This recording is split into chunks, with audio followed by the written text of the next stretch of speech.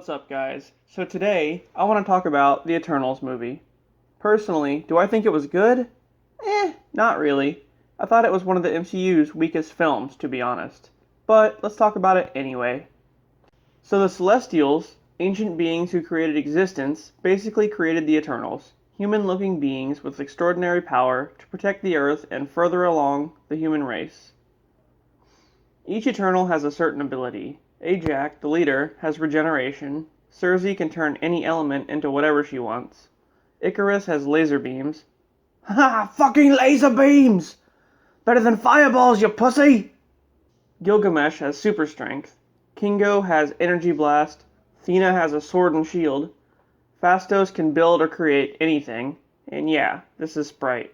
She's just a kid, or something like that. Anyway, so they've been around pretty much since the beginning. They saw the prehistoric times, biblical times, Roman Empire, Wild West, all that shit. But they weren't just put there to protect humanity, also to defend it from deviants. Mutant creatures that were also created by the Celestials. So now, in modern day, we mainly follow Sersi. And if she looks familiar, that's because she was also in Captain Marvel as Minerva. So yeah.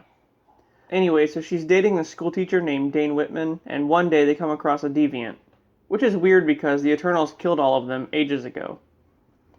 So then, she meets up with Icarus, and they go on a mission to gather the team back together to find out why the deviants are back. They head to Ajax's house, where they find her dead. Oh no, not Salma Hayek! A deviant killed her and absorbed her healing ability. So the movie then tends to bounce back and forth throughout time, showing different events that the Eternals helped with. Also that Ajak answers to a certain Celestial named Arishem, who's pretty much the one that tells them what to do. So they go to Gilgamesh's house, where he's been tending to Thena, who occasionally will forget who she is and just randomly attack people. Then the lead deviant shows up and kills Gilgamesh, forcing the team to retreat.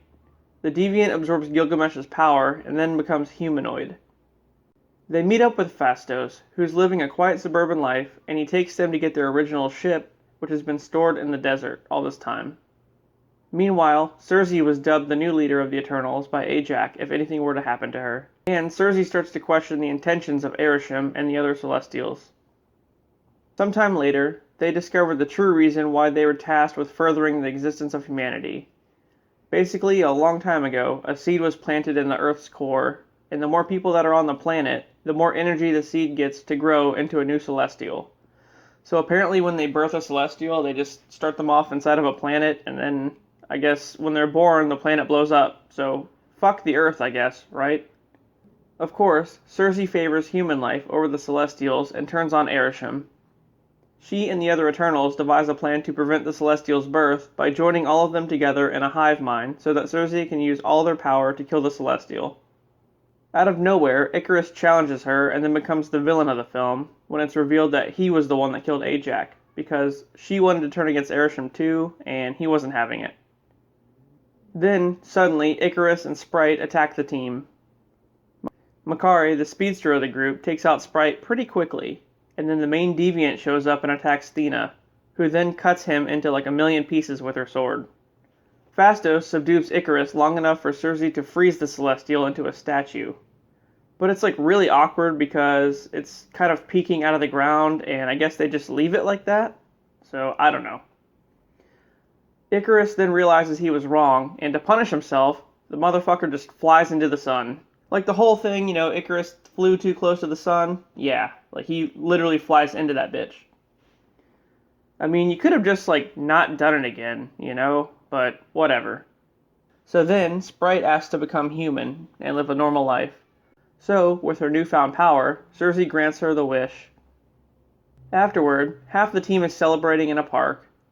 Dane shows up and tells Sersi that he knew she was an Eternal all along, and that she's not the only one with a secret. And then suddenly, Arishem just kidnaps them out of nowhere.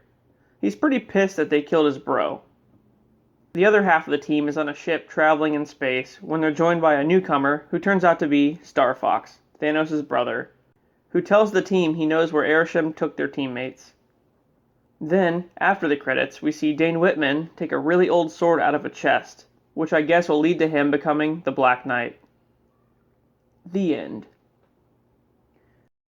Well, okay, I didn't hate it, but the beginning dragged on so long I literally fell asleep. They have too many characters and too much backstory. But the pace did pick up, like I said. It wasn't the best Marvel movie, but the ending was pretty cool. And I already know we're getting a sequel with Star Fox and Black Knight, and yeah. And of course, they'll probably all show up in a team up movie at the end of Phase 6 to fight Kang, but I guess we'll have to wait and see.